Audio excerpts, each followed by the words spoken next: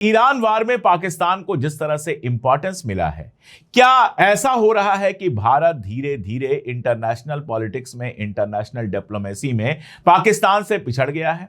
नरेंद्र मोदी जो विश्व गुरु होने का दावा करते थे, उनके मिनिस्टर्स कहा करते थे, अमित शाह ने कहा है कई बार कि बिना नरेंद्र मोदी से पूछे हुए दुनिया का कोई फैसला नहीं होता है। उनके टाइम में देखा यह जा रहा है कि इस समय दुनिया का सबसे बड़ा फैसला यानी ईरान अमेरिका सीज फायर के मामले में भारत कहीं है ही नहीं, नरेंद्र मोदी कहीं है ही नहीं। और अगर पाकिस्तान को देखें तो वो इंटरनेशनल पॉलिटिक्स में लगातार इंपॉर्टेंट होता जा रहा है।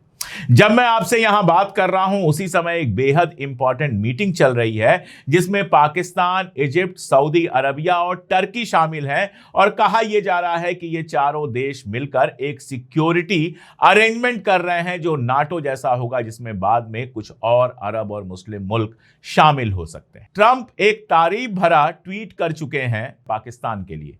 पाकिस्तान के प्रधानमंत्री शहबाज शरीफ और पाकिस्तान के आर्मी चीफ आसिम मुनीर की तारीफ करते हुए उन्होंने जो लिखा उसको कोट करके शहबाज शरीफ ने शुक्रिया कहा। और सिर्फ इतना नहीं, यूएई ने जब यह प्रेशर बनाया कि हमारा लोन वापस करो तो सऊदी अरबिया तुरंत खड़ा हो गया कि हम उस लोन को वापस कर देंगे, उतना पैसा हम दे देंगे पाकिस्तान को। पाकिस्तान के प्रधानमंत्री, राष्ट्रपति अरब मुल्कों, ईरान, अमेरिका लगातार चक्कर लगा रहे हैं और इस समय दुनिया की कोई ऐसी न्यूज एजेंसी नहीं है जहां पाकिस्तान को कवर नहीं किया जा रहा है। और इसी के पैरेलल रख के अगर आप नरेंद्र मोदी की सरकार को देखिए तो वो कहीं नहीं है, इस पूरे सीन से गायब है। इस पूरे सीन में उनका कोई इंपॉर्टेंस नहीं है।